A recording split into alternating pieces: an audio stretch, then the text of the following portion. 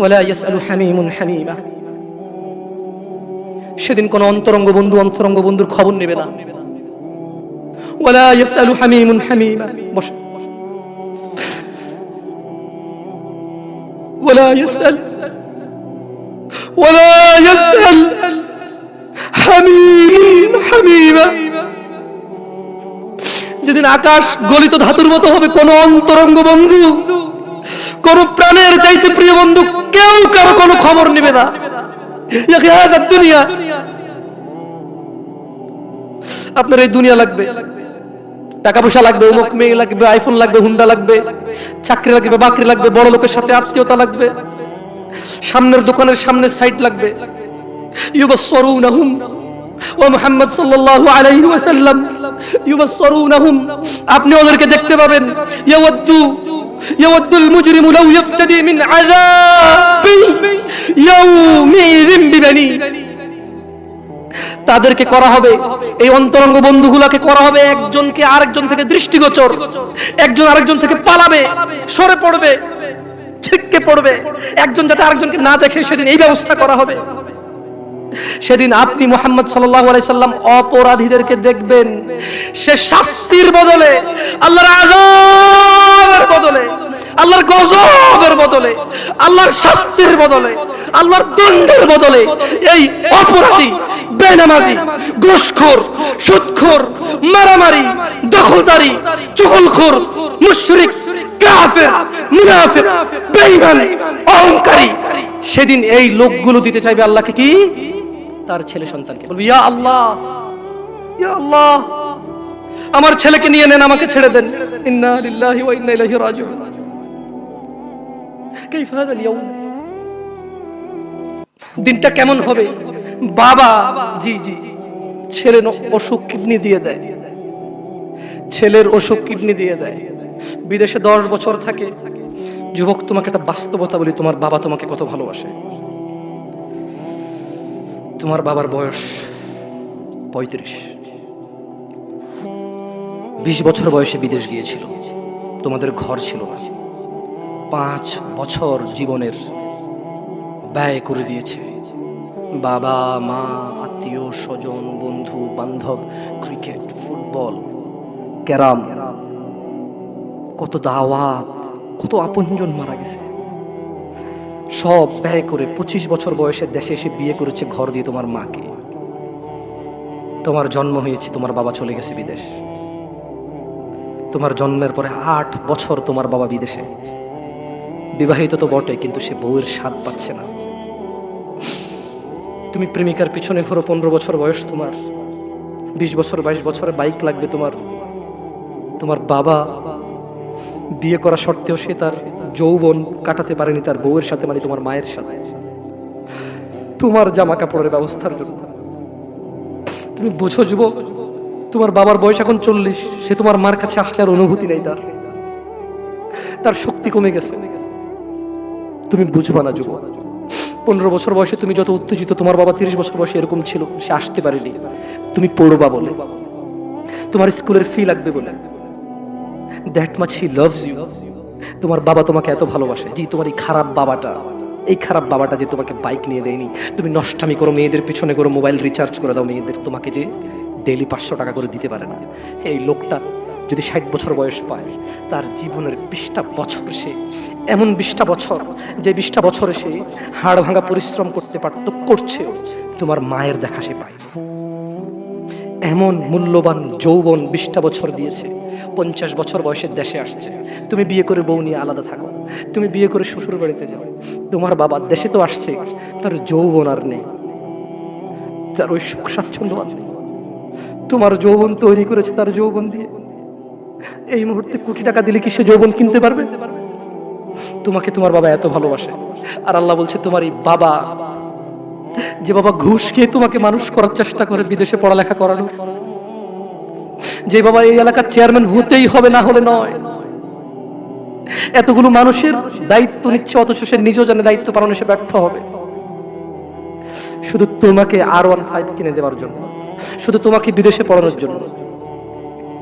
এত মূল্যবান, এত আদরের বাবা আল্লাহ বলছেন যে ইউবাসসারুনাহুম ইয়াওয়াদ্দুল মুজরিম, ও মুহাম্মদ সাল্লাল্লাহু আলাইহি ওয়াসাল্লাম, আপনি সেদিন দেখবেন অপরাধী এই মানুষটা যে এত বোকা, ছেলের জন্য এত কিছু করেছে হারাম ভাবে, হালালের ধার ধারে নাই, হারামের ধার ধারে নাই।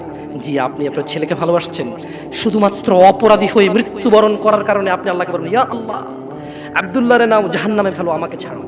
এই ভালোবাসা ছেলেকে বাসবে? এই ভালোবাসা বাসবে? ইন্না লিল্লাহি ওয়া ইন্না ইলাইহি রাজিউন। জাহান্নাম কাকে ডাকবে? জাহান্নাম কাকে ডাকবে? জাহান্নাম কাকে ডাকবে? আপনারা মনে আমার কথা বুঝেন না, আমি কি আরো স্লো বলবো? একটু স্পষ্ট বুঝা যায়? জাহান্নাম কাকে ডাকবে? যে সত্য থেকে মুখ ফিরিয়ে নেয়।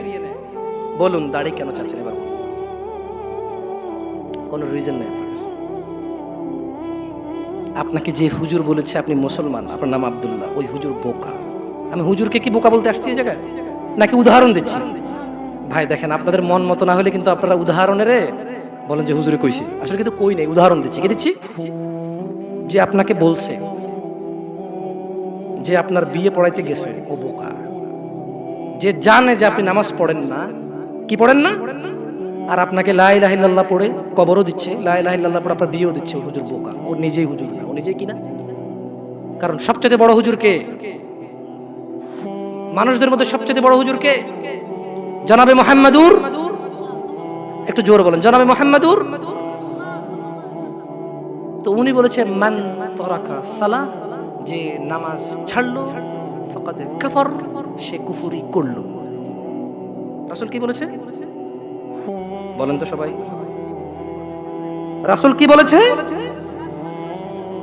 তো এবার আপনি গেছেন ওকে লা ইলাহা ইল্লাল্লাহ বলে বিয়ে পড়াইতে। আরে ওর কিসের বিয়ে? ও বলবে অং বং চং চং পং পং, যা পারে তা বলে বিয়ে পড়াবে। আমি খুব তুচ্ছ বলছি মনে না আপনাদেরকে? শরম লাগে না? দুই নাম্বারই করবেন না প্লিজ। আপনি নামাজ পড়েন না আর আমি এটা বললে দোষ, আপনি না পড়লেও দোষ না, আর আমি বললেই দোষ। তো যে জিনিস বললেই এত দোষ, আপনি জিনিসটা করতেছেন না, কত দোষ চিন্তা করুন। বুঝতে পারছি না? শুনুন, তুমি তোমার বয়স 60, সরি আপনি আপনার বয়স 60, তুমি তোমার বয়স 20, আপনি আপনার বয়স 40, অনেক অপরাধ করে ফেলেছেন, মানে আল্লাহ ক্ষমা করার ক্ষমতা রাখে না, না? তো তাহলে আপনি ক্ষমা চান না কেন? কেন বলেন? শুনুন, আপনাকে বলি, আল্লাহ বলেন লা তাকনাতু মির রাহমাতিল্লাহ। মুহাম্মদ এদেরকে বলে দিন, এই উম্মত, তোমরা আল্লাহর দয়া থেকে নিরাশ হইও না। যেদিন তুমি মনে করবে আমার মতো কি অপরাধী আছে, আল্লাহ কি আমাকে ক্ষমা করবে, এটা তোমার ওই দিন সবচেয়ে, যত গুনাহ করেছো সবচেয়ে বড় গুনাহ ওইটা। যখন তুমি ধারণা করবে যে আল্লাহ কি ক্ষমা করবে আমাকে, এটা সবচেয়ে বড় গুনাহ। তাহলে তুমি কি এমন কোন অপরাধ করতে পারছো যেটা আল্লাহ ক্ষমা করার ক্ষমতা রাখে না, যদি তিনি চান ক্ষমা করতে? এরকম কি তুমি মানো? এটা তুমি এটা মানো? তাহলে তোমার অপরাধের ক্ষমা চাও আল্লাহর কাছে, ক্ষমা চেয়ে ফিরে আসো আল্লাহর দিকে। তুবু ইলাল্লাহ তাওবাতান নাসুহা, ফিরে আসো আল্লাহর দিকে একনিষ্ঠ ভাবে। তুবু ইলাল্লাহ তাওবাতান নাসুহা, আল্লাহর দিকে ফিরে আসো, আল্লাহর দিকে ফিরে আসো, আল্লাহর দিকে ফিরে আসো। জানা অনেক হয়েছে, বন্ধ করো। তুবু ইলাল্লাহ, অনেক সিগারেট গাঁজা মদ নেশা হয়েছে, ফিরে আসো। তুবু ইলাল্লাহ, অনেক মিথ্যে কথা বলে মানুষ ঠকিয়েছো, তুবু ইলাল্লাহ, আল্লাহর দিকে ফিরে আসো। ইয়া নাস, ইয়া শিবাব, ইয়া মুসলিম, ইয়া মুমিন, তুবু ইলাল্লাহ, আল্লাহর দিকে ফিরে আসো। অনেক নামাজ ছেড়েছো আর না, আল্লাহর দিকে ফিরে আসো। অনেক জিদ করেছো, মারামারি করেছো, অন্যের হক, অন্যকে জুলুম করে অন্যকে দেওয়ার জন্য সহযোগিতা করেছো, তুবু ইলাল্লাহ, আল্লাহর দিকে ফিরে এসো। তাওবাতান নাসুহা, একনিষ্ঠ হৃদয় থেকে, একদম স্থির ধীর মন মানসিকতা নিয়ে তাওবাতান নাসুহা, আল্লাহর দিকে ফিরে আসো। আল্লাহর দিকে ফিরে আসো, প্লিজ দয়া করে আল্লাহর দিকে ফিরে আসো। ইন্নাহু হুয়াল গফুরুর রহিম, তিনি ক্ষমাশীল, তিনি তোমার অন্যায়কে নেকিতে পরিবর্তন করে দেবে, তিনি তোমার অন্যায়কে সওয়াবে পরিবর্তন করে দেবে, তিনি তোমার জমিন থেকে আকাশ অবধি গুনাহকে জমিন থেকে আকাশ অবধি নেকিতে পরিবর্তন করে দেবে। তুমি যেও না কোনো মাজারে, তুমি ঠেকিও না কোনো মাজারে মাথা, তুমি বাঁধিও না কোনো তাবিজ, কোরআনের নামে ওযু ছাড়া কোরআনকে তুমি এখানে ঝুলাইও না, তুমি মহিলাদের মাসিক অবস্থায় কোরআনকে ঝুলাইও না। কোরআনুল কারীম এই তুচ্ছ কাজের জন্য আসেনি, শিফাউল লিল মুমিন। তুমি একটু বুদ্ধিমান হও, নাপা তুমি খাও গলায় নাও না, কোরআন তুমি পড়ো না গলায় নাও, তুমি একটু বুদ্ধিমান হও, তুমি একটু বুদ্ধিমান হও মুমিন। তোমার এখানে যদি সূরা ইয়াসিন থাকে, তোমার এখানে যদি সূরা ইয়াসিন থাকে, তুমি বোঝো তুমি টয়লেটে যাচ্ছ সূরা ইয়াসিন নিয়ে, আল্লাহকে ভয় করো। আমি কি অনেক খারাপ কথা বলেছি? প্লিজ ক্ষমা করে দিন, আমি ছোট মানুষ।